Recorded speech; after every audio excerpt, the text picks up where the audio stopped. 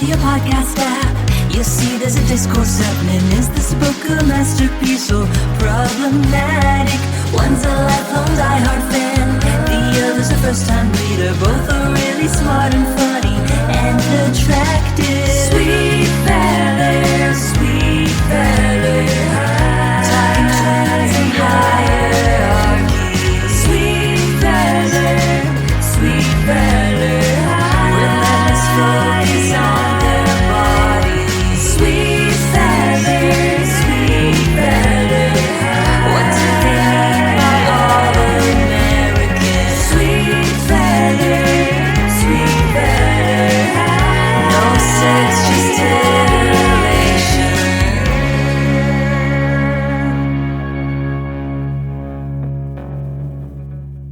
Hello, Dr. Pardo. Hi, cutie. How are you? I'm good. How are you? I'm good, thank you. Unfortunately, there isn't a lot of music that touches on hostage situations. So I wanted to play us in with something fun and jazzy, but there isn't a lot of fun and jazzy music about being held hostage against your will. Now I'm thinking about what you don't have. I want to be thinking about what we do have. What do we have? A gorgeous, clean shaven pun to look at for starters. Thank you for noticing this time. Listeners, this is going to get cut, so it doesn't matter, but I shaved my beard. It absolutely is not getting cut. That is exactly what you said. Oh my God, back to your clean shaven face. I think it makes me look incredibly different. No one else in my life does at all. You didn't really notice. Martin was like, oh, I guess you shaved. You have the benefit, of course, of having known me when I was just a boy child who couldn't grow facial hair. So, Brandeis, I don't think I shaved at Brandeis at all. Wait, hold on. Back up for a second. You couldn't grow facial hair until post-college? That can't actually I be met true. you when you were 18 or 16 because you skipped 800 grades, whatever it is, because you love to remind me every single day of your life. Just as a quick note, I've skipped 0 grades. It's just that I have a late birthday. Well, I was trying to do a generous reading. I appreciate your generosity. I don't remember when I first started growing facial hair. I must have had to shave at Brandeis. I remember I had to shave my body for liquid latex. Listen, all I'm saying is if that's the case, there are some hormonal questions. And it's not good or bad. It's just, there are follow-up questions. Liquid latex was this, I almost said something so rude. It was this very nice and interesting event that used to happen at Brandeis where people like to get naked and paint themselves with latex and go on a stage. So and Robert, dance. We danced. This? Sure. I'm sure there was dancing. See if liquid latex still exists at Brandeis. Okay, the less you wear, less you pay party. I bet all that stuff has been canceled. That has to be canceled. It was less you wear, less you pay. All I wore was a Canadian flag. I didn't know that. Oh, I'm sure we have pictures together. Wait, so were you wearing it like a tube dress? Correct. Wow. Okay, do you have any hi, how are yous that you need to do before we start talking? Hi, how are you? Okay, I'm good. How are you? The long pause till we got to talk to me. How am I? I'm a little frantic because the semester starts next week. I don't know if you've been following the news, but there's also a strike planned for the first week of classes. So I'm planning everything for next week, but I won't actually be teaching. I'll be on strike, and then I'll be teaching the week after. And what are you striking for, if I may ask? Thank you for asking. We are striking for better wages. We are striking for increased paternal leave. We are striking for a little thing called lactation rooms. Ever heard of them? We're striking for gender-inclusive bathrooms. Oh gosh, what is it? 1883 over there? Right? It's at Facebook, we had that stuff 80 years ago. It's there's literally too many lactation rooms. It's guys, we need an office somewhere. Where can I put a computer? Well, I hope that you get your demands met. I do as well. Are you in a union? Oh, absolutely. That's how I'm striking. I'm a proud member of the California Faculty Association, CFA. And are you 100% sure that's what it's called? No, don't Google it. Who cares? I literally couldn't care less what your teacher's union is called. Sorry, no offense, but I do support them and you wholeheartedly. Okay. I appreciate your wholehearted support. I assume we're going to cut all of this. It's a little political. No, so you're really living in a sort of multiverse where it's you could be starting classes, you could be not, but it sounds like you're not. No, we're definitely not. Like, it's a strike. It's not one of those things like maybe we'll strike. It's like a called strike. I've already. Oh, so why are you even preparing for classes? Because we you're have. a nerd? Because I'm a nerd. What in Canada we call a keener? A keener?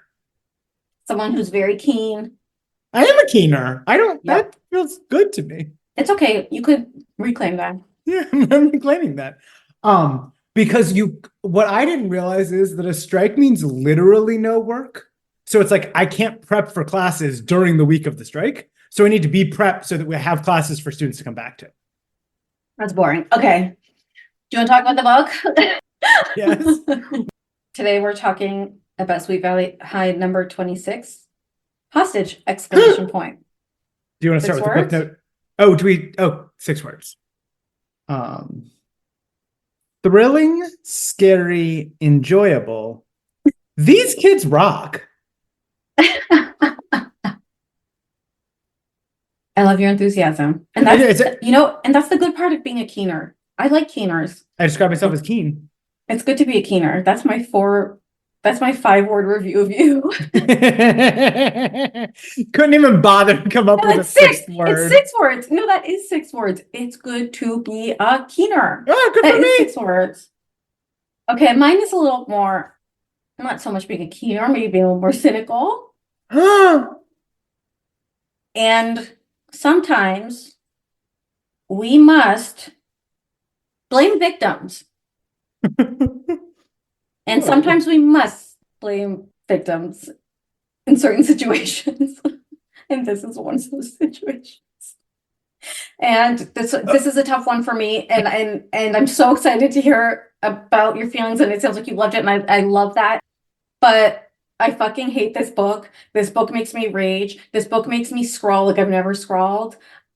It is very, very difficult for me just on the level of suspending disbelief in terms of things that are plausible. And there's just so much of that.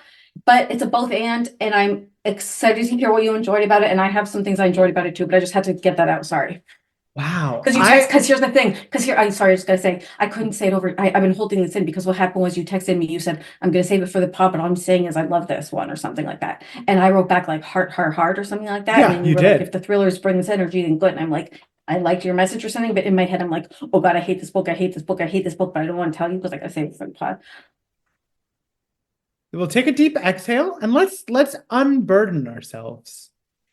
Ooh, yeah, that's nice. But I'm so excited to have my perspective broadened by hearing how the experience was for you coming to it fresh, because of course I have baggage. So maybe my feelings will change.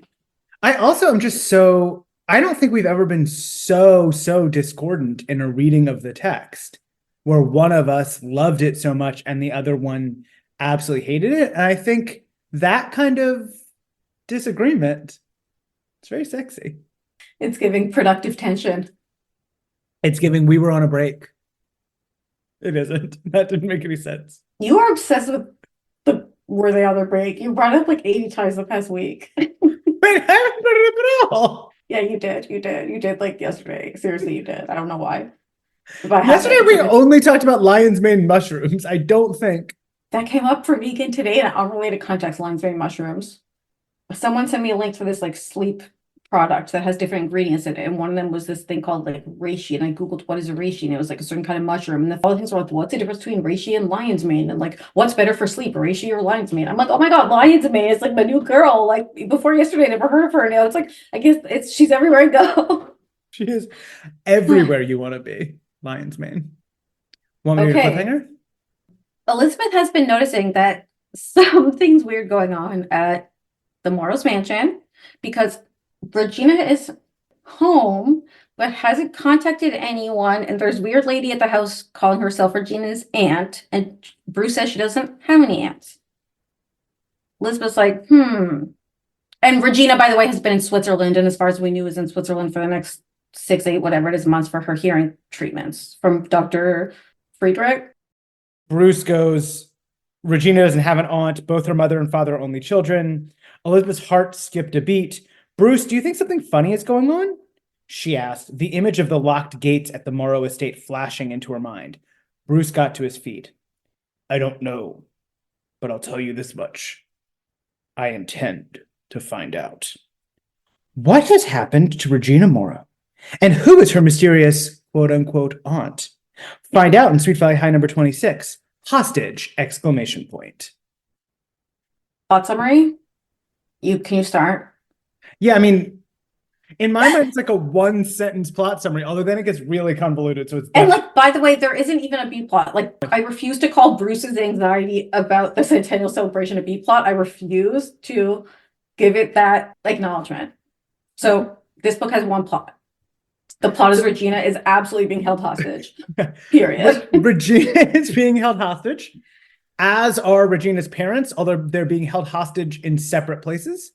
Quite right. Quite right. Regina is being held in her own home for some reason. Is she being held, Robert?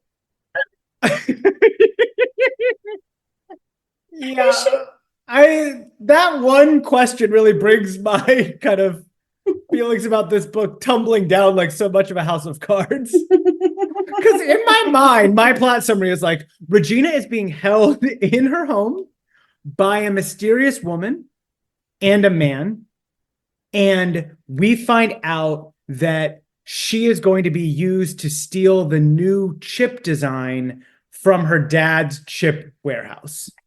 Yeah, so of course, we all remember that Kurt Morrow, who used to be a football player, after he retired from football, became successful in software. And of course, we know that computer chips is the main industry of Sweet Valley. Elizabeth and Nicholas and Jessica, basically, and Bruce decide to like play spy kids, and they're like, we can't tell any grown-ups, so let's figure out a plot to save them. And in a very dramatic climax, that does happen, and they successfully save them and return them home. And in the end, everyone goes to Guido's. And then in the end, it ends by one of the Morrow parents saying, well, let's plan an absolutely huge party next week. And I said, now I feel safe. I said, there's a party coming, and I can kind of just close my eyes. Yeah. There's a lot of trauma, and how do you heal from trauma? You throw a big party.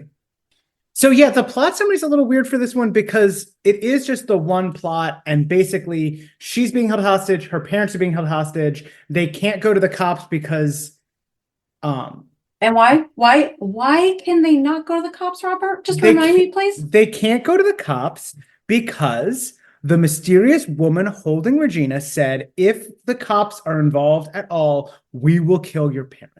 Do you want her parents to die, Becky? I know you care very little for Sky Morrow, but do you want her to die?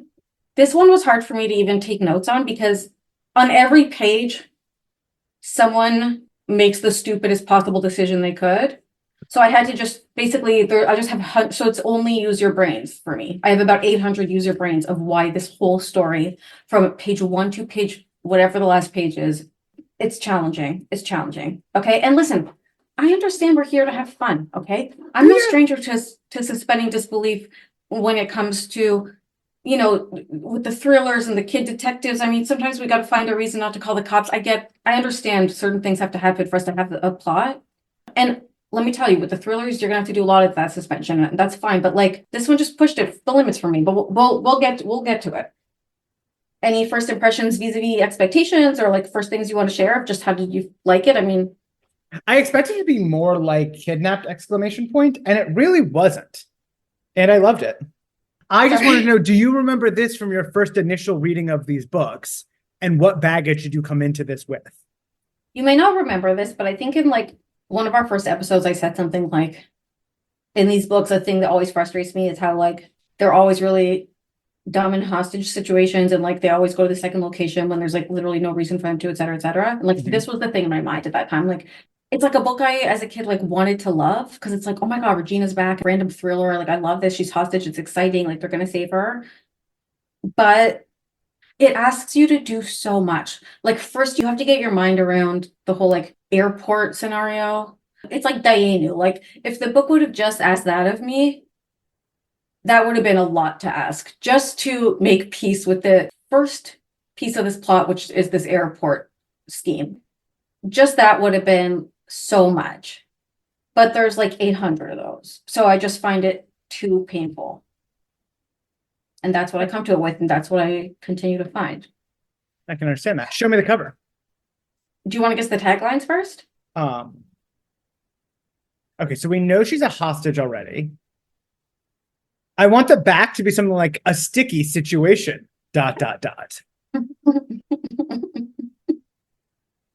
And I want the front just to be like, will Regina and her family be safe? Very good. On the front is, can anyone save Regina Morrow? Yeah, okay. I give myself an 85 out of 100. On the back, Regina's life, in jeopardy, ... Nope. It's interesting, isn't it? Yeah, it's not good. Regina's life, jeopardy. Okay, you want to see the cover? It's wild. It's wild. I mean, hours.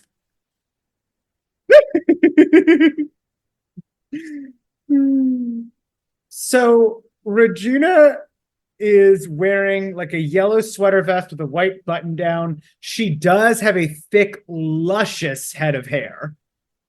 She is looking back over her shoulder at a faceless figure. We can only see this figure's torso. They're wearing like a Canadian tuxedo. Yeah, I didn't know how to politely. Is that not offensive in your culture? It seems like a denim or chambray top with denim or chambray jeans. Mm-hmm. And they're holding in their hand a white handkerchief, evoking kind of chloroform. Mm-hmm. I have to ask, was she chloroformed at any point in the text? Not to my knowledge. Not to my knowledge either. So that's a strange kind of thing. For me, what is so striking about this is the contrast to Kidnapped. This book is obviously framing itself as a parallel to Kidnapped, right? Like it's the second book where we have the word exclamation point. Mm-hmm. And in this cover, we see this. Remember in Kidnapped, we talked about how it was the moment of like the about to-ness of it, where it's like, and in Kidnapped, it felt like there wasn't a sense of danger. There wasn't a sense of threatening. It felt like Betty Boop, and it felt like she could just run away. Whereas this is so threatening. We get a dark background, which gives a sense of enclosed. We get the chloroform, which wasn't in the book, in contrast to Elizabeth in Kidnapped, where she actually was chloroformed. And we get her, I think, looking a little bit more frightened than Elizabeth did. She was terrified. So there's a lot of irony in this because Elizabeth's cover should have had that because that's what Elizabeth experienced. But like in this book, she is never tied up, never has any violence done to her, is never gagged, is never chloroformed. And like her situation is, I think, a lot cushier.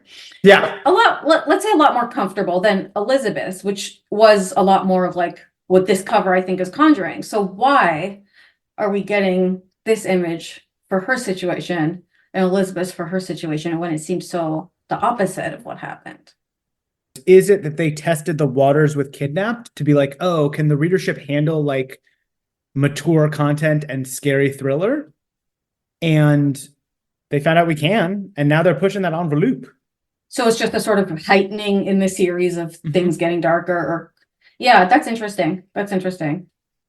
Again, like, why doesn't that happen in the book? Like, it's so strange to me that no one is tied up or restrained in any way in this book, considering like the violence that they're being threatened with and like just the situation that's going on.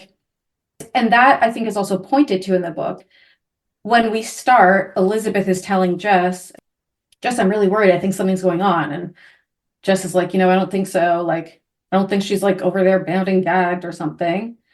So it's like pointing us, I think, to the irony of like, she is being quote unquote held hostage, but like, why isn't she bound and gagged?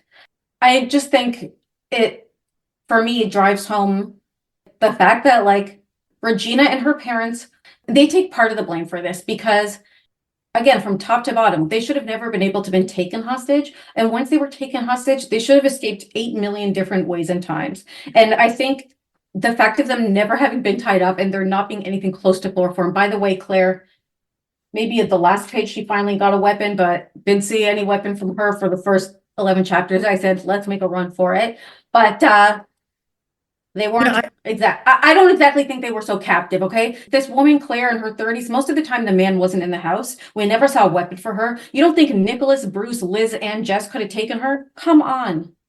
Sorry. Okay, we have to go in order because I got to start with the airport shenanigans. Should we get into the book? You got Let's get into something the else to book. say? Anything about the title?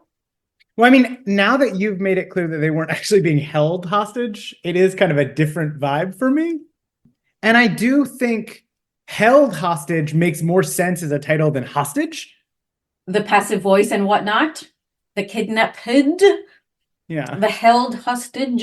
But hostage, is it the noun? It's not about being held hostage because she wasn't. It's about Regina, the hostage, because that's her identity, because everyone loves to talk about how vulnerable she is. And everyone has a fucking fetish about how vulnerable she is. And they literally say it every 3 pages. Ooh, I'm getting so angry thinking about how vulnerable she is over there. I'm like, she's sitting on her bed reading Ingenue, absolutely chilling, waiting for you to come rescue her and not giving a second thought to how she can get herself out of this situation, because there's a lot of options. And same with her dumbass parents. Yeah, Same with, by the way, Nick, who, compared to him, Todd is a genius. I take away everything I ever said about Todd being dumb. Todd is now smart. Nick is the dumbest brick I've ever met in my life. He is useless, and he demonstrated that every single page in this book. I read a lot of books outside of my Sweet Valley life where it's like a thriller that would kind of unravel pretty quickly if anybody made the right decision ever. And so maybe my tolerance for like just keep making the wrong decisions is higher than most. But I was like, oh, there are several points I was like, oh, well, they can't go to the cops because of this. Oh, well, she can't do that because of this. And I do feel like you have kind of given a strong gust of wind to my rickety excuses, and they have folded over. But I did like having them, and I didn't mind having them. Yeah, and I think like in some ways I share that. I watch a lot of really terrible thrillers that is also contingent on people being very, very dumb. And again, I think as we go through, if your heart is open to it, I think that you may come to my side and say, now it's too much. And now this is beyond the limits of what I can be asked. Dayenu, okay? Dayenu. But we'll see. We'll see. So we open with Elizabeth and Jessica talking about whether something is going on at the Morrow's house. Jessica doesn't buy it and thinks, oh, maybe Regina just doesn't want to see Bruce. And so it's kind of interesting because we normally, if we had to say like, which of the two twins is more likely to jump to conclusions, which of the two twins is more likely to think the worst or act in absence of tons of information, we would think like, oh, Jess is the one who would be more likely to say like, something's going on, let's do something, let's be impulsive, let's do it. Whereas in this case, Jess is like, let's calm down. Here's an alternate explanation. And Elizabeth's like, no, I don't accept your alternate explanation. I just thought it was kind of an interesting flip-flop. Yeah, I think at one point Elizabeth comments on it too. Elizabeth laughed suddenly. For once, you're trying to convince me to slow down and be rational. Do you think we're changing personalities? And then it's like, yeah, not one to get excited or alarmed easily. Elizabeth found it almost impossible to suppress her concern once it had been aroused. And she really does think something's weird happening. And she's now trusting her instincts, the chill creeping up her spine. Yeah, what's interesting in this as a contrast to Kidnapped, we talked before about Elizabeth denying her instincts and denying her kind of gut feelings of a chill up her spine and concern. And remember, she felt a chill up her spine the first time she saw Carl, who ended up kidnapping her. And I do like that in this book, she has a chill up her spine. And even though someone tries to talk her out of it, she sticks to it. She sticks to her concern, and she goes and calls Bruce because she thinks he will listen. And then he does. And he's like, yeah, I'm worried too. Let's go check things out. And then I think we get the first use your brain for me. Liz tells Bruce that she's going to go, like, he's like, okay, I'll meet you there. And she's like, I'll be fine. It'll be easier to sneak around and do some detective work by myself.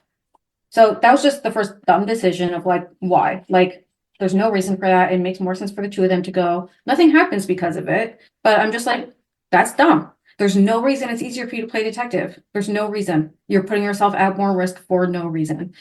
I guess I wonder, what would I guess you're thinking like Bruce would have helped fight off an attacker, whereas Elizabeth is just a woman and women are weak and therefore can't do anything on their own? Or kind of what's your thought process here?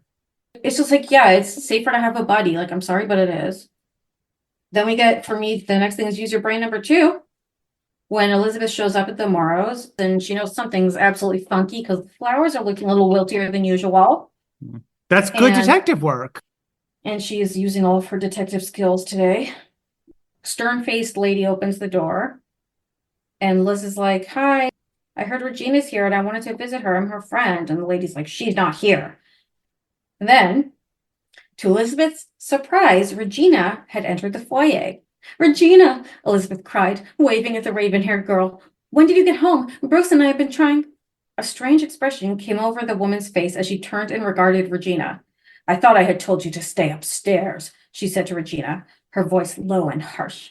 Regina stared helplessly out the front door at Elizabeth, her blue eyes burning with an urgency Elizabeth couldn't interpret. Regina stood frozen in the foyer.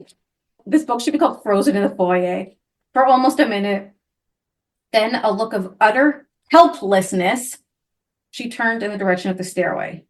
And then she basically says, go away to Elizabeth, the mean aunt, quote unquote aunt. And this is one of those moments that as a kid, I struggled with this moment. Why is she not crying out? Why is she not saying help? There's no reason. And one of the biggest things that drives me crazy about this book is these people have no leverage because their plan in terms of Regina escaping, in terms of Regina resisting them, screaming out, calling for help, like particularly in the airport, but we'll get there. But they have no leverage because their plan is so dependent on Regina, not just going to the plant and physically picking up the chip, but also appearing normal when she does so.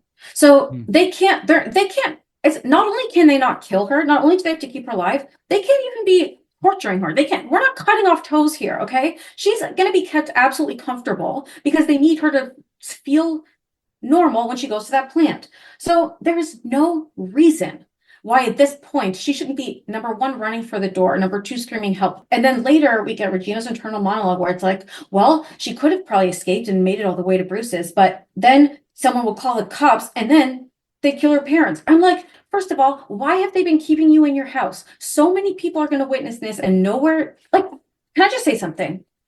This has no feasibility. First of all, they couldn't get away with it because the actual plan makes no sense because they can't get what they want from this stupid fucking prototype. Have they ever heard of something called intellectual property? Number two. I'm wondering if because you're referencing like the whole plan in general, listeners are gonna have absolutely no idea what you're talking about. I do think this is a moment. So Elizabeth comes to the front door. The quote unquote aunt says Regina's not here, and then Regina is here. It points out a number of moments that Becky has already raised, like she should be restrained because otherwise she could just come to the door at any time. So if the aunt is going to say she's not here, the aunt needs to find a way to make her invisible or unable to leave. Mm-hmm. You do highlight the fact that like these two young women could likely overpower this one aunt.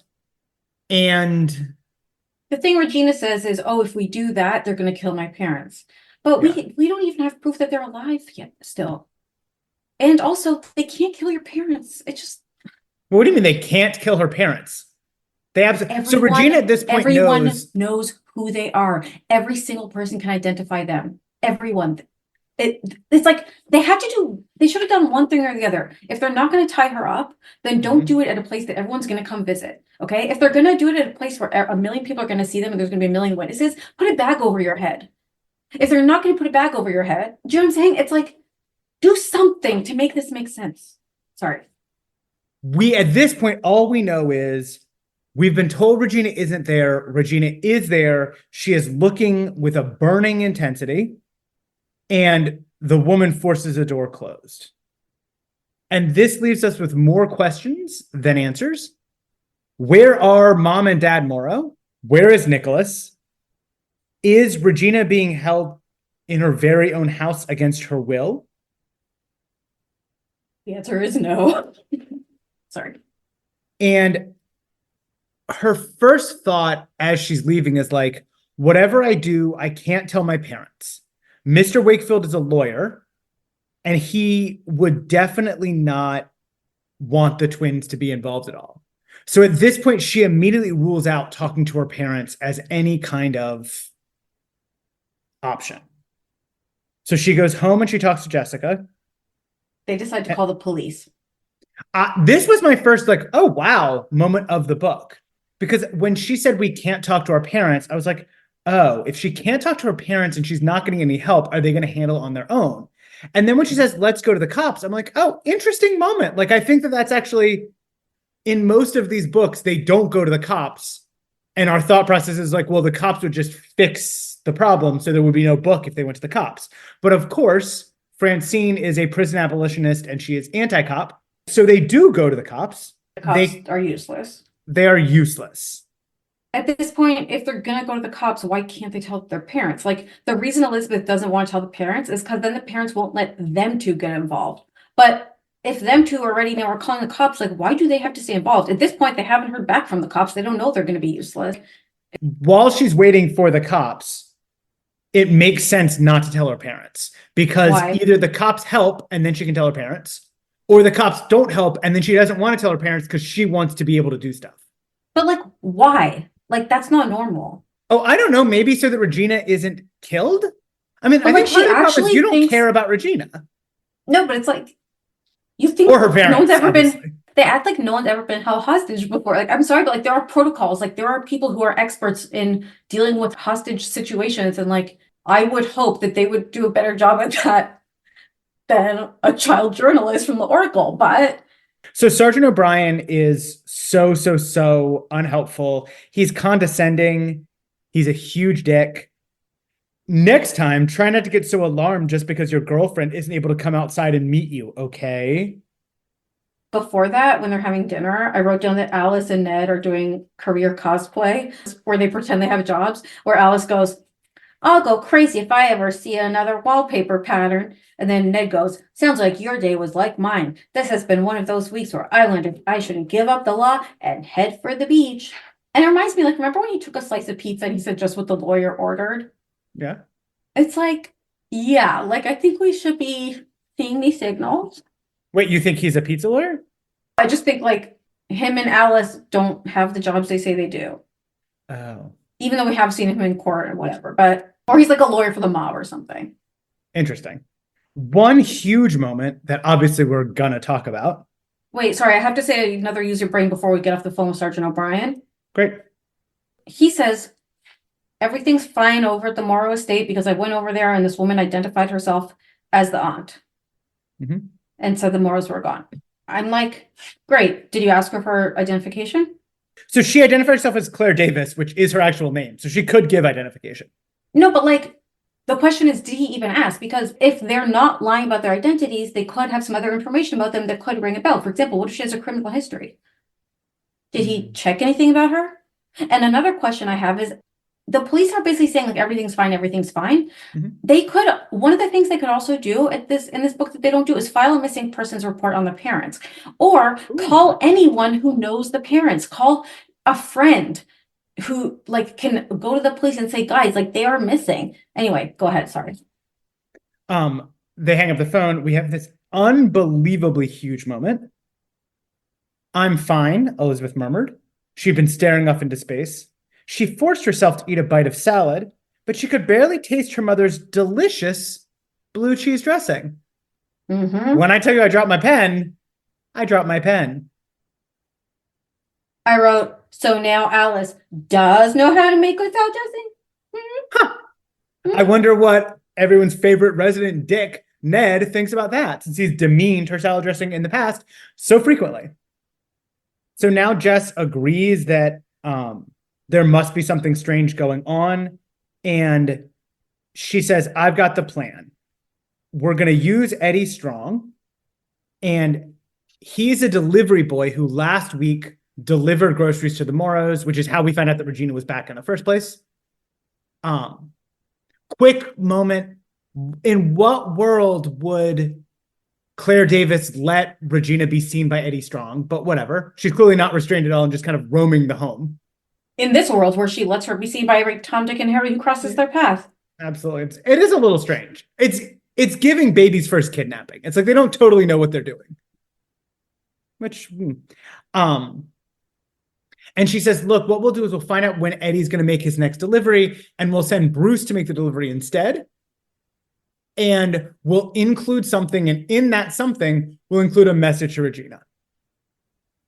And I know what you're thinking. How did Jessica come up with such a great plan? Well, Remember all those times at the beach when you were reading some big, boring novel and I was reading Agatha Christie? It's paying off now. Justice for Agatha Christie. One question I had was like, does Bruce really need to switch with him? Like, if Eddie Strong's already in on this, why can't they just give him the package? Like, that's going to raise more suspicions. I thought and Bruce, obviously, people know who he is. Like, even if we are hiding the Porsche. All right, so that was another one. One thing that I think is interesting is Bruce's encyclopedic knowledge of Regina's family's history. I wouldn't say encyclopedic. I think you're being. I thought it was comprehensive. It was impressive. It was more than I would expect. Encyclopedic, we're being generous. I mean, he knows both of the parents are single children. He knows that they're both only children, and neither of them has stepsisters or step siblings. Yep, we can call that 1.5 facts. I don't know if it's an encyclopedic knowledge. It's good. Encyclopedic. They correspond mainly over letters. The idea that in letters, Regina has been like, both of my parents are only children, and there have been no remarriages or anything in my family. And that seems like a lot of information. Some people are calling it encyclopedic. Maybe that on one of their steamy nights at Miller's Point, she said, by the way, have I ever told you my family tree? Like, I don't know. So the plan is that they're going to write a letter and sneak it into something. So the letter is, Dear Regina, we know you're home and we're worried about you. Are you okay? If you can, write us a note. If you wrap it around something heavy and drop it out your window, we can pick it up tonight. Tell us everything you can in the letter, what we can do to help you, and who we should go to. And promise us you'll be careful. Love, Bruce, Elizabeth, and Jessica. I like that Bruce's name comes first. He's the one who loves her the most.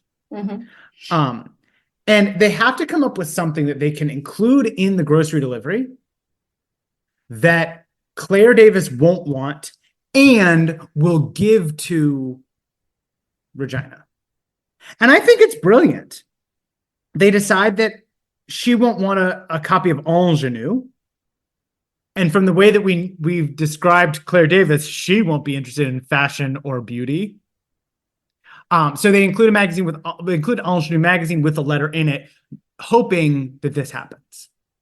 I was thinking tampons, because like Ingenue is like a luxury item that like I don't know that someone who's like a hostage taker is necessarily gonna have the generosity to be like, oh, here, read this, I don't want it, which does happen, thankfully, but like I thought it would be more like a medical necessity, or like, oh, here's a prescription she needs, or like something, you know what I mean? Or like tampons, like something like. Makes sense. I think I have just totally bought into this premise, but we get again this repetition. If they didn't save Regina, no one else would. This idea that they are Regina's only hope.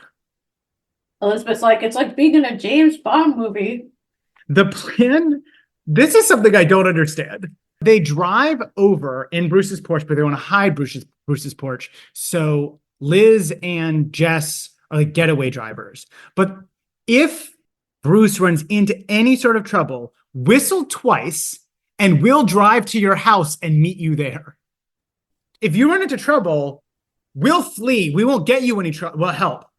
We'll just run away from the problem and you can figure it out yourself. Yeah, makes no sense. Luckily, there's no trouble. So they get away, and then finally we get Regina sitting very comfortably on her bed, and we then get the her reflecting on the backstory of what happened. And you're gonna have to take the lead because I'm just gonna lose it. You're allowed to lose it. So basically, Regina gets a letter from her parents. The letter says Mr. Morrow has urgent business in Geneva, and they would stop by Ben first to visit her. So the letter says, hey, come to this gate at the airport and we'll see you there.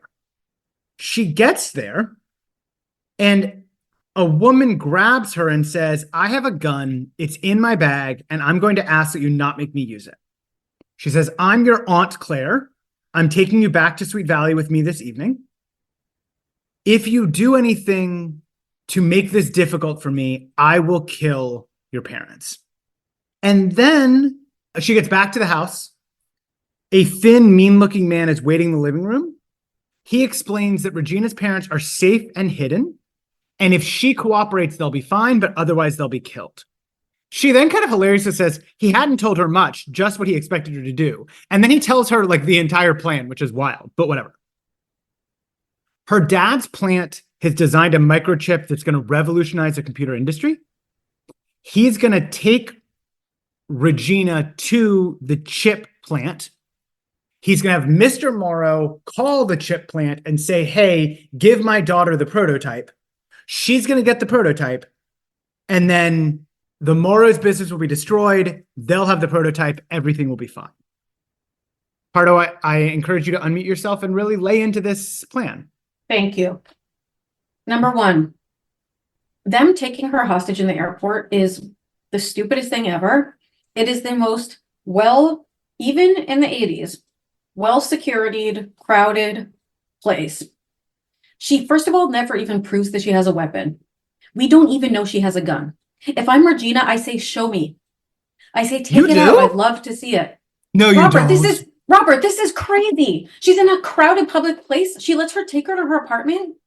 Oprah taught us never go to a second location. This woman has no leverage. She thinks she's going to start shooting her in the middle of the airport. To what end? The whole plan is contingent on her. There's nothing this woman can do until she goes home. And I actually was so obsessed with this and that I thought to myself, did that Oprah thing happen when this book was published? And I looked it up and it was 1991. Okay, that Oprah had, and I had the guy's name, Sanford Strong, on her show. And he said that. He said, don't ever let them take you to a second location. Because you're always trying to be taken somewhere more remote where it's easier for them to hurt you. Rule number one, and frankly, it's probably, in my opinion, the most important. Never allow them to take you somewhere else. Never.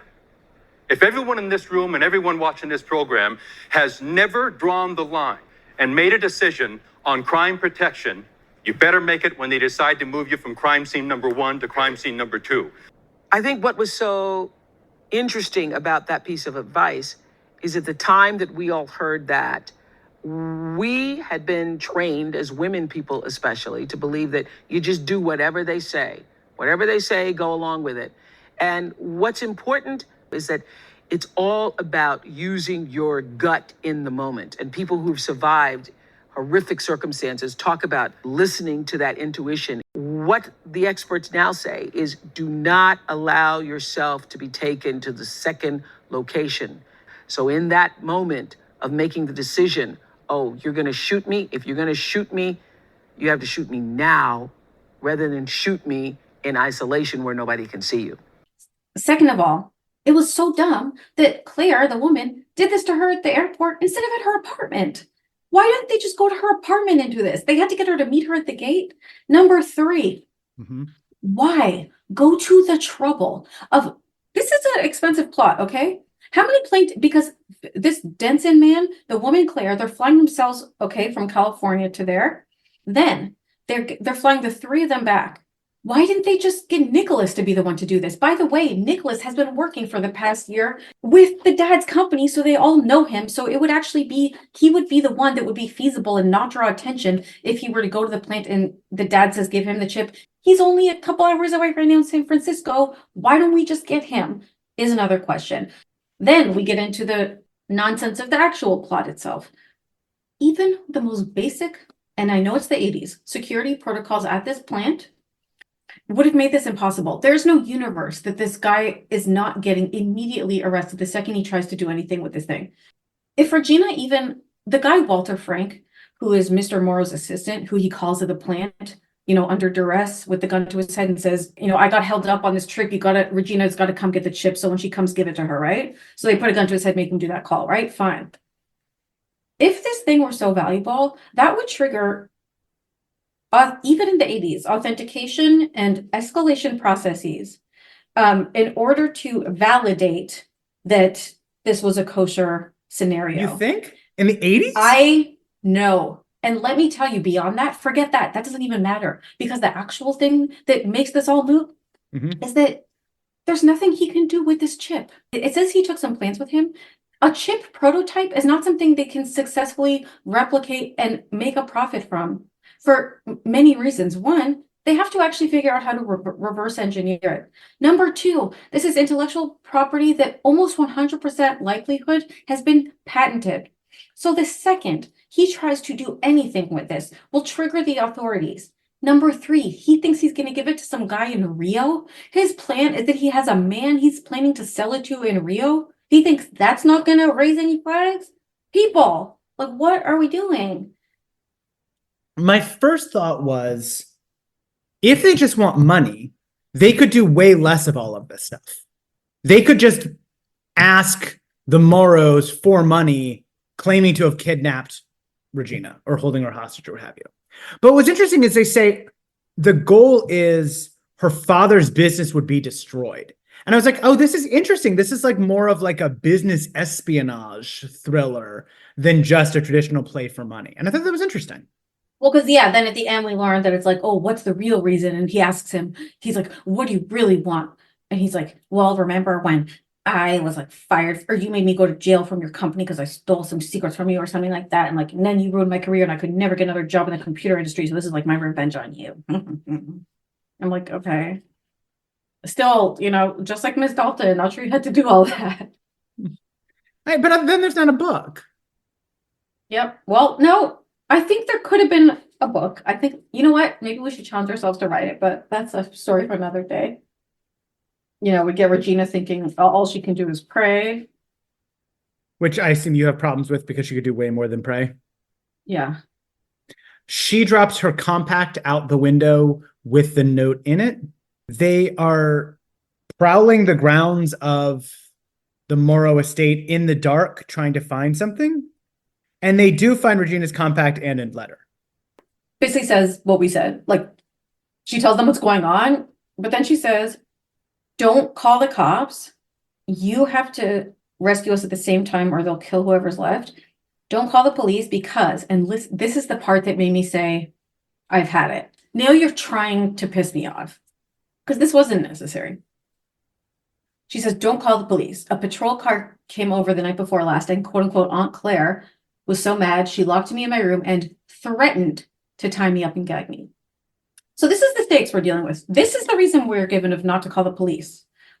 Because if the hostage taker realizes she will, what? The worst thing she has done to Regina is threaten to tie her up and gag her. We're contrasting this with Elizabeth, who has been actually tied up and gagged. Like, she hasn't even threatened to do violence on her. If the police come, she's threatening to tie up and gag me. It's like, yeah, okay, we can handle that. It's crazy. The reason it just especially gets me is like, we have to contrast this with someone like Jessica. Everyone else in this world, when they are in a crisis, they freeze. Jessica acts, always. And Jessica is the one who is brave. Jessica is the one who takes an action and doesn't wait to be saved.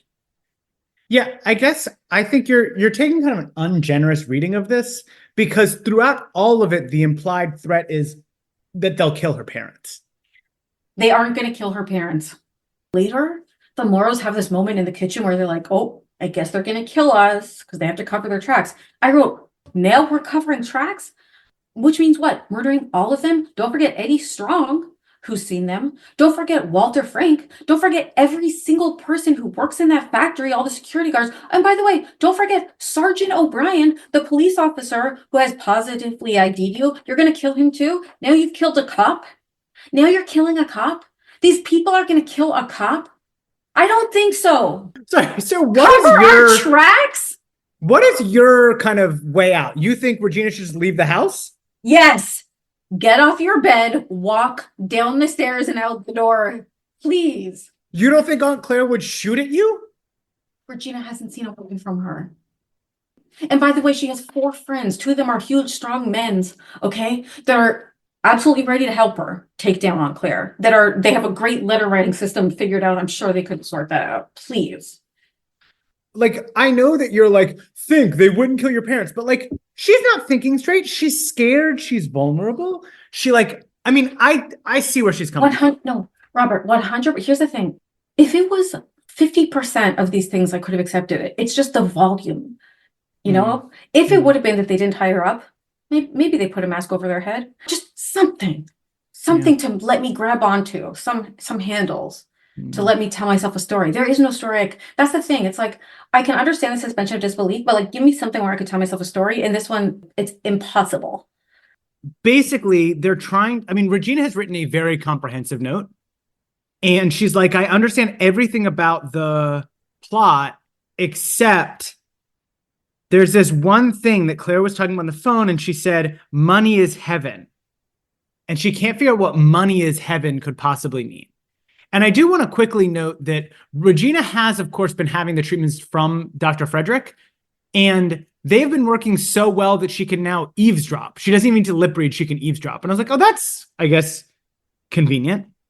When you heard that, did you, what was your journey of deciphering that clue? Did you get to it before the girls did?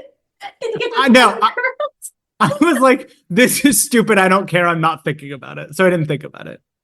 Did you get there before the girls? You know, I did. And I didn't, and I didn't Wait, think... listeners, let's play a fun game. Regina overhears Claire, and she's talking. She's like, okay, so the plan is that we'll take Regina over and we'll do that, and money is heaven, and we'll have her ask for the chip, and then we'll get the chip back. Okay, so yeah, listeners, like, what do you think it is? And they're like, what can it be? What can it be? Oh, we get Nicholas being dumb because they ask him, like, so, like, does your dad have any enemies?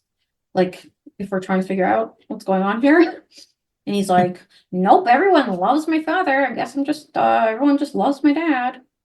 And then they, like, literally later are like, are you sure? And he's like, there's this one guy that went to jail, who swore to, like, get revenge on him for the rest of his life or something. It's like, maybe it's him. Yeah. Yeah, maybe it is Nicholas. Liz and Nicholas go to the Morrow estate to observe. Nicholas pulls a stunt. Yeah. And I just shake my head in my nose. It says, oh, hell no. Basically, they're driving and they take Elizabeth's car so they don't see his Jeep. And as they get close, a blue car is coming out of the driveway. And she's like, oh shit, what's going to happen? They're going to see us. And Nicholas goes, I'm going to kiss you. Try to act natural. Elizabeth is too surprised to say a word. So Nicholas enfolds her in his arms. They make out so that the guy doesn't see and understand who they are. But he does see a car parked right by the estate. And wouldn't that be enough to get him worried? Yeah, I don't necessarily think that this kissing was necessarily the most necessarily best solution to that actual problem at hand. I think perhaps the problem at hand was a little bit of a convenient excuse. I don't think it's, I don't know, because he doesn't want them to see his face. He's worried that they'll know that Nicholas is back if they see his face. And there's no other way to obscure one's face but to attach it to the face of another. What would you suggest? Just like hands in front of face? Just like, oh, they're coming. And you put your hands in front of your face. And then the driver of the car is like, well, that looks suspicious, but they've got their hands in front of their face, so I can never know who it is. And then he's like, and then Nicholas is like, well, I saw him and I got a glimpse of the guy and he was vaguely familiar, but I don't know why. And I wrote down, why can Nicholas never identify people? The same thing happened with Jack. Remember with Jack? And he was like, he looks vaguely familiar, but I'm not sure why. It's like, Nicholas is so useless. Like, he can't think smart. He can't remember faces. Like, what are you good for? He's a good kisser. Is he? It's what's weird is they say, oh, can you remember any enemies? And he remembers everything about this guy. Phil Denson. It was 5 years ago, so he was 13. Nicholas was 13 when he remembers this. And then he remembers that he moved to California. I think I remember Dad saying something about it to the manager at the plant. It's just like, this was all a little too convenient. Yeah, so they're like, I guess that's who it is. And then they look up his address. Which is surprisingly easy, it turns out. I guess it's in the phone book. It's like, yeah, it's in the phone book. They go to his house. It's 1386 Lakewood Drive. And who do they see at 1386 Lakewood Drive, Rebecca? A boy with a mower, with thick, sandy blonde hair and bright hazel eyes. What's his shirt look like? He's not wearing a shirt. He's mowing bare-chested. Wait, really? Yeah. A bare-chested young man mowing the front lawn. Oh. Sandy hair, good looking. Looked about Bruce or Nicholas's age. And then Jessica, as always, thinks fast on her feet. and says, "Oh, hi, we're here with the census, and we're just doing a little poll. Do you happen to have any hostages at your house?" And he's like, "Yep." Pretty much. Literally. She's like, "So, like, who lives here, and what's your dad's name, and what kind of work does he do? And can I get a little peek inside here?" And he starts getting suspicious, and she's like, "Well, can you give me a cold glass of something?" And he's like, "Well, my dad's home, he's sleeping, so you can't come in, but I'll get you a drink." And then she peers inside and sees the Mora's just sitting there? sitting pretty while a bare-chested man mows the lawn. I mean, doesn't sound like a bad life to me. Again, could have absolutely just, I'm gonna put that REM song in here. Stand in the place where you live. Now face front, think about now next and wonder why you have it now. Stand in the place where you were. Now face front, my feet are going to be on the ground. Your head is there to move it around. Literally, stand up, get your little feet, and walk outside. Oh, I was like, what is the relevance of you singing Stand? I know, I just had to tell you something. Yeah. Which is that this plot of pretending you're with the census to meet a cute boy and learn stuff about him is the smartest thing you've ever heard and you love it. Same. It's something that I did do once as a kid. And as I was reading this, I realized I must have gotten the idea from this book. How else would I have thought of that, right? It was with Katie in my old neighborhood. There was this like cute boy on one of the streets, and we fully did this and like went over there, asked a bunch of questions, and pretended we were like doing. We used to call him Jeremy. It wasn't his real name. What's happening now? You're looking at it. I mean, I don't know. So we lost touch with him. What, like it didn't? That was the beginning and end of the. Oh, yeah.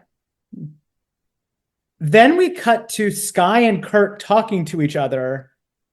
And the way that they make sense of it is a little strange to me. They're like, oh, what is she doing here? Like, they don't immediately see like, oh, they must have figured something out. Instead, they're like, what a weird coincidence that Jessica would be out here randomly. And then they go, I had to laugh at this.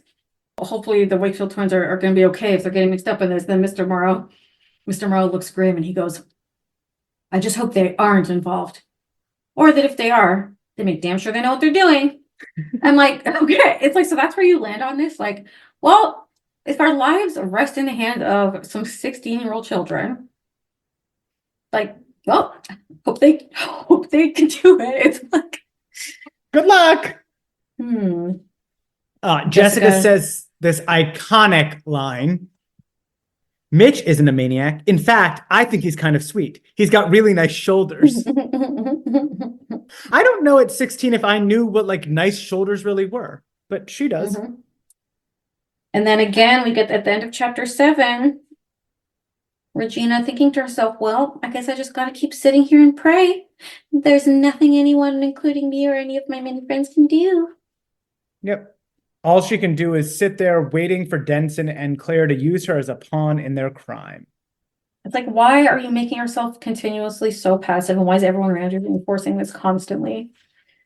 We open chapter 8. Bruce is offering to get coffee or tea for anyone as he comes out with a tray of sandwiches. I'm just like, Bruce is the best these days. Although Maria left the sandwiches out, he did admit. Yeah, that didn't matter to me. I never for a minute thought Bruce made us sandwiches, and I didn't care. Same. He's being a good host. Okay, blah, blah, blah, blah, blah. They're thinking about... We're still on Money is Heaven. They're trying to figure out what the kidnappers, the Denson and Claire's like plan is. And Bruce is being smart and trying to get into their thinking. Well, you know, he's taking some big risks. They're holding these guys hostage. They're very high profile. So they'd want to do it as soon as possible. Yeah, and then Nick is, again, just dumb. He's like, I'd agree with you, but how do we know if someone as slimy as Denson uses the same kind of logic we do? And then Bruce is like smart, and he goes, Nicholas, we've got to do something. All we can do is think rationally. He may be sick, but that doesn't mean he's incapable of logic. It's like, yeah, duh. Like, Nicholas is so useless. Like, why are you here? Why are you here on this he's the planet?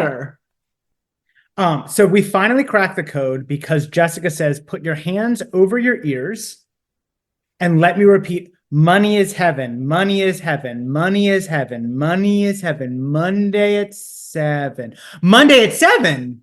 It's Monday at 7. I told you reading all those mysteries would pay off one day.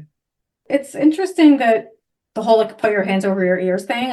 Part of the way she's like getting to the cracking of this code is like vis-a-vis empathy for Regina's hearing, trying to put herself in like she's thinking to herself, Regina heard this. That doesn't mean that is what was said, right? And like the fact that she's making that connection and no one else did, and that how can we actually get ourselves to understand that by putting our hands over our ears and muffling it. So now they've got the plan. Nicholas and Elizabeth are going to go to the plant. Jess and Bruce are going to go to Denson's house. While Claire and Regina are going to the plant, Bruce and Jessica will break the Morrows out of the Denson's house. I know what you're thinking. Why would they need to break them out? There's nothing holding them there. Then I'll intercept Claire and Regina. I'll stall them, and then they'll call the police.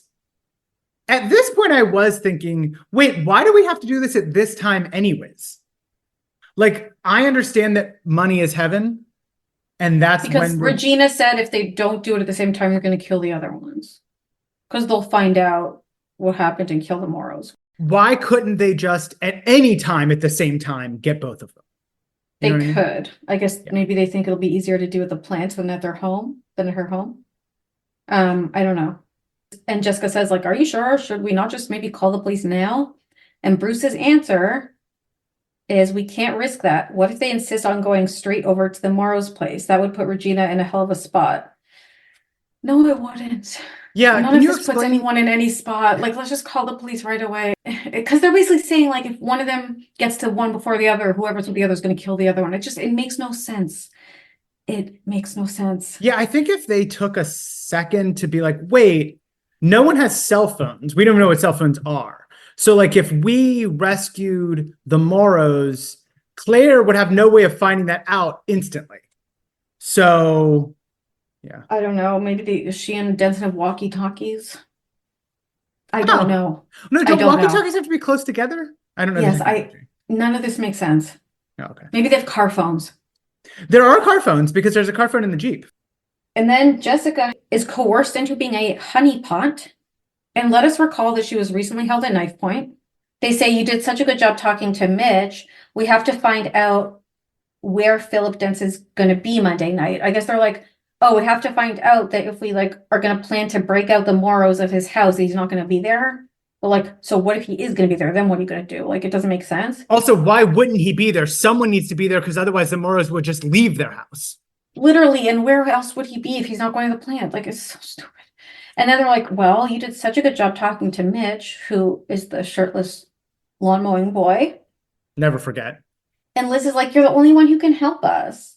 And Jessica's like, okay, I'll try. But I'm not promising anything. And Bruce goes, with Jessica, it's bait. I have a feeling Mitch would swallow it all hook, line, and sinker. This made me really, really mad. And I wrote down, bait gets eaten. And it's really upsetting that they are making such a lightweight thing of her being put in this extremely dangerous situation, which I think is so unnecessary. And it really upsets me that they refer to her as bait.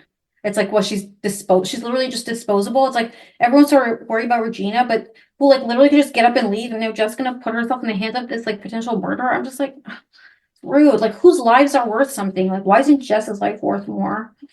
Back at the Densons, we see some gentleness from Mitch, the son. He made breakfast for the Morrows, and he also told them that his dad is coming back. So, trend alert. Abductors making breakfast for the people that they're holding hostage. We saw it in Kidnapped. We see it here. And it seems like Mitch does a better job than Carl at making breakfast, which is nice. Do we know what he made? No, but they don't complain about it. Mm-hmm.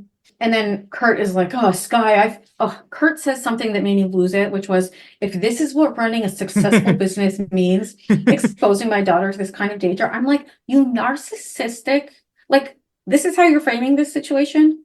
Oh, I'm so bad. If I wouldn't have been so successful. And then, of course, he's fishing for what Sky immediately responds with, which is, it wasn't your fault. Honey, you've taken every precaution. You always have. You've never done a dishonest thing in your life. And he's like, well, maybe if I wouldn't have had to develop this new chip Phil wouldn't have got this revenge scheme in his head. And then she goes, that's nonsense. You're a hardworking businessman and a loving, devoted father. You worked for years on this chip, and you weren't doing it for power or for money. You have a keen mind, and you wanted to satisfy yourself. Like, I wouldn't have been so successful if I realized that everyone who's successful has their daughter held hostage. It's kind of funny. Then though. Philip, the kidnapper, comes in, and he's like, well, I might as well tell you the whole plan. Here's what we're going to do. Tomorrow, you're going to call Walter Frank at the plant and tell him that actually Regina is going to come get the microchip prototype and that you should give it to her, okay? Okay. Mitch is there. Jess tries to get into the house, and Mitch goes again with his excuse, my dad is sleeping inside. She invites him to a party because she figures if she invites him to a party at 7, then she'll be able to tell what he's doing at 7 and what Phil is doing at 7 for some reason. And then he's like, no. And she's like, okay, I'll come over then. He's like, okay. So they've planned. So she's going to come over to the Densons Monday 7. Money is heaven? Is that what you We said? should get that. We should get that tattooed. We definitely. We should For get a Monday number at of different 7. reasons, No, I'm not we should getting get- money is heaven tattooed on myself. We should get Monday at 7. God. Uh, All right, we get the call. Mr. Morrow makes the call. Walter Frank's like, are you sure you want to give her this chip? And he says, yes. and then we've got all of these different calls that we're going to make. The Jeep has a phone, so we'll use the Jeep as the command center. It'll be at the plant. No, it'll be at the Densons. I think we could just. There's like a payphone involved. There's like lots of calling. All right, let's get to the. I think the point of all the calling is just that the plan relies on a lot of synchronicity or a lot of like being synchronized in time, which is really difficult in the 80s. I think that's what they're trying to show us. So Jessica shows up and Mitch is like, this isn't a good time. Go away. And then she sees Philip and his light blue Dodge is actually barreling down the street toward the house. And she's kind of like, oh no. She tries to get in the house, and Mitch detains her in a stronghold. And squirming isn't doing any good, so she sinks her teeth into the skin on Mitch's arm and bites down with all of her might. Good for you, Jess. In moments of crisis, Jessica acts. Yeah. Any one of these other people would have done nothing. Any of these other people would have just been like, okay, Mitch, I guess I'm a hostage now too. Yes. Let me know where I should sit. Where's my magazine? Even in Perfect Summer, when she and Robbie were in the cave with the bear, Robbie was like, shh. And she heard the searchers coming and she was like, guys, we're here. Like, if it was up to Robbie, they would have just stayed there forever and got eaten. Like Robbie was like, shh, don't make noise. And also, remember the time that she was with the guy's like, no, it was Jack. And he's like, I have a knife to you. I'm gonna kill you. Like, if they don't tell them you're in here. And they're like, and she ignored him and said, no, guys, come in. You almost got the door down. Come. And the same thing happened in the hospital with Carl when she always does the scary thing in these moments that ends up saving everyone. She's a hero. She's a hero. But I think at this moment, she doesn't realize that Mitch is, I think, trying to protect her because he said, my dad has a gun. Denson's there. He's got a gun. Morrow and Mr. Morrow are out, but the gun they're all together in a tangle, and Denson's got the gun pointed at Jess. Bruce does have a plan and says, we've got to make a run for it. I'm going to try and block him, see if you can get to the Jeep. And then Mitch screams, leave her alone, Dad. And to Jessica's disbelief, he lunges forward, knocking the gun out of her father's hand and sending him sprawling on the living room floor. Good for you, Mitch. Mitch saves them. Yeah. Bruce is like, let's get to the plant. And Mr. Morrow, who is an adult, is like, let's call the cops. Shall we? Then we cut to Nick and Elizabeth hanging out in the Jeep outside the plant. The plan is Elizabeth's going to stall them so that they can't leave until the cops get there.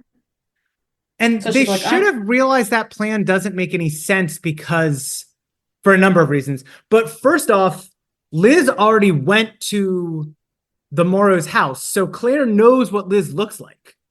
So once Claire sees Liz, she's going to know something's up. So why would she wait around? And she's like, well, I guess you saw my twin. I'm just a random reporter from the Sweet Valley News, and I want to ask you some interview questions. She does have this line that I thought was pretty good, which was, I don't know Regina Moro myself. Are you Regina by any chance? Maybe you could help me. So she's playing dumb.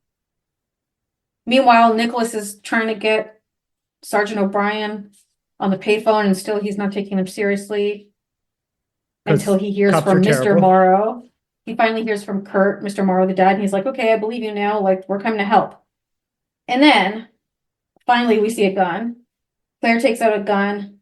And the guards are just, apparently this is a very well-guarded place, but the guards are just hanging out, not noticing that there is a gun situation happening, where their most high-value microchip is. So then Mitch and Denson pull up, and Denson's got a gun also pointed there. Now everybody's in the same place in front of the plant with the chip, so we can have this final kind of moment. And Phil Denson goes, I wanted to make you suffer. I want you to suffer for having me arrested 5 years ago.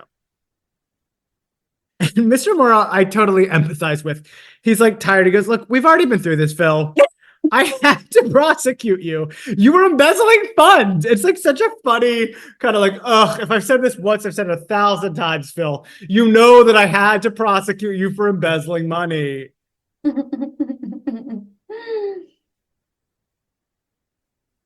And then the cops show up and they say, you know, the right to remain silent. And they put Phil, Claire, and Mitch in handcuffs and arrest them all. And Jessica's really concerned that Mitch is getting arrested because he actually saved all of them.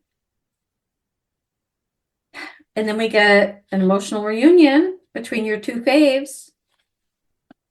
Right? Mitch and Jessica? Regina and Bruce. I mean, at this point, I'm really into Mitch and Jessica. Wait, Robert, are you serious? You were so invested in Regina and Bruce head over. I still am. Like, I thought you would like. Remember, I called his knowledge of her family tree encyclopedic. Never forget. Yeah, I'm surprised that you're not making more of this paragraph. Just this. Regina, her eyes filled with tears, turned from her parents to put her arms around Bruce, and the two had held each other lovingly, as if they never ever let each other go again, not as long as they lived. I don't know, I thought you'd be so happy. I am happy. It's very sweet. Regina can also stay in Sweet Valley because it turns out that the treatment that was supposed to take a year only takes 2 months. Well, and they're far enough along, and she responded so well that she can just get the rest of it an outpatient basis in LA. Mm-hmm. So it is still going to keep going, Pardo. Mm-hmm. Now it's time for Guido's. God, I want Guido's so bad. They're like, well, let's do takeout since we're all have just been held hostage. And when they're having the takeout, the Morrows thank all the kids for saving them. And Jessica goes, you guys were the real heroes. And I said, what? You know what I want to do once we've all had a few days to recover? Mrs. Morrow asked. I want to have the biggest, spectacular party that this neighborhood has ever seen. It'll be a combination homecoming party for you and thank you party for our 4 detectives. So chapter 13, we're getting ready for the big party at the Morrow estate. We find out through dialogue between Jess and Liz that Mitch was released because Jessica argued persuasively for him. And I'm like, well, Jess is the one who actually knows how to be useful in a courtroom scenario.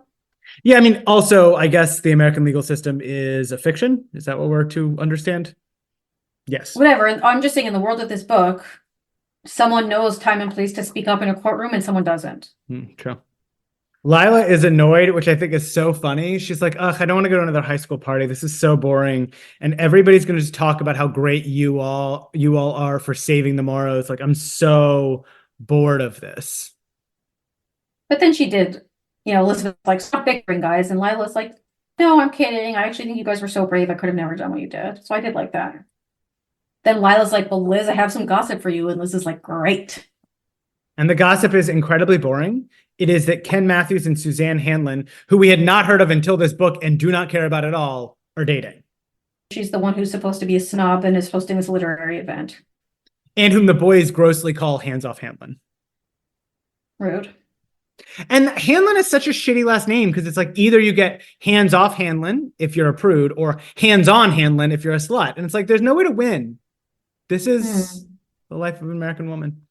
We're at the party and Ken and Suzanne are together, and we can just see that they're a very mismatched couple. And Suzanne is like trying to put on airs and saying like, oh, Ken adores classical music. Oh, he's just so modest. We're getting season tickets to the symphony for my father. This girl is 14, by the way, but whatever. Wait, she's 14? Isn't she's a sophomore? So she could be 15 or 16. 14, I know you famously blah, blah, blah, late birthday, but most of us sophomores 15, 16. Do you even call it sophomore or do you just call it grade 10? We call it grade 10. I just don't want you to lose sight of who you really are, Becky. Suzanne is condescending about Ken's football. And Elizabeth's like, this seems strange. This seems like a strange pairing. I just hope Ken knows what he's getting into, Elizabeth thought, stepping back to join a circle of friends on the patio. The Ken Matthews she knew certainly didn't prefer classical music and poetry to football. She just hoped Ken wasn't in for complete rehabilitation from the very opinionated Suzanne Hanlon. Poor Ken, Elizabeth sighed as she walked inside the house. He was failing English, facing getting kicked off the team, and apparently in for a crash course in culture from hands-off Hanlon herself. Wow. Will Suzanne succeed in changing Ken? Find out in Sweet Valley High number 27, Love Struck. Okay. Feelings, predictions? I couldn't care less. Like, I don't care about Ken Matthews, and I certainly don't care about Suzanne Hanlon. My only hope is that it turns out that Suzanne Hanlon is actually a cover for Suzanne Devlin, and we get Susie back. My hope for the next book, I also don't care about Ken and Suzanne. But what I do care about and what I do hope is that next book is going to be the end of the centennial celebration conversations. I hope that we're going to see this event. I hope the event is going to happen. I don't care how it goes. Okay. I hope we never have to hear about it again after the next book. I don't know what to tell you. You're the one who would know, so. Well, that I don't remember. Anything else? You want to talk to me about your hair part? So this doesn't need to go on the pod, but I have this like thing where when I look in the mirror, obviously I'm like floored with how gorgeous I am. And when I look at pictures, I'm like, oh, I don't really like the way I look. And I think it's because you know what I'm, so what do I, should I be parting my hair the other way and not liking how I look in the mirror, but liking how I look in pictures? What makes you think it's the part? I think it's the part. But because when I look at pictures of myself, I'm like, oh, their hair is parted the wrong way. But when I look at myself in the mirror, I'm like, I am truly the most gorgeous of God's creations. And you know, when you take a picture, it like reverses the image, and then it's what. Yeah, no, but it's sort of is a philosophical thing of like, I mean, would you rather live in a reality that's good, but your perception is bad, or that your perception is good, but reality is bad? And it's like, do you care more about what you have to see when you look at yourself, or like what other people see? It's like, that's deep, that's profound. Yeah, you know. But also, what do I do? Like, who should benefit from your most flattering hair part, you or the rest of the world? I don't know. Again, I mean, Jeremy Bentham, if we're being net about it, would say you should be worried about everyone who has to look at you. We should have the most. Do the greatest good for the greatest number. Yeah. Show me. I am. What do you think? What? Now it's so kind of used to being on the other one. Yeah. It's not working because it's not. Yeah, I know. It's still too fluffy from being the other way. Like, it's not going how it would be if it was really parted that way. You might have to send me a photo tomorrow. And shower? You think I might shower? No, or just maybe sleep on it that way so it gets used to being that way. Well, let me see. I like it this way too. But the other way didn't have any. Now put it back. Well, wait, let me take a picture of it this way. Yeah. Can you do that? Can you send me 2 photos and make the photos like, make them as comparable as possible, you know? That's how I'm going to judge. Okay? That's what I want. I mean, it's really hard. What about my hair? Your hair part is in the middle. I know. Should I switch it? To the other middle? Oh, I like you with the side part. I used to do always. Then I'm like, oh, is that chuggy now? I mean, everything about me is chuggy. I'm like into being chuggy. Yeah, but like I'm not chuggy. Like I'm trying to be young. Should I swipe French for you? Huh? I love that. Wow. I think chuggy works for you. Thanks for listening to Sweet Valley Hive, hosted by Robert Marks and Rebecca Pardo. For more, check out our Instagram at Sweet Valley Hive. Theme song by Yessie and artwork by Elliot Carroll.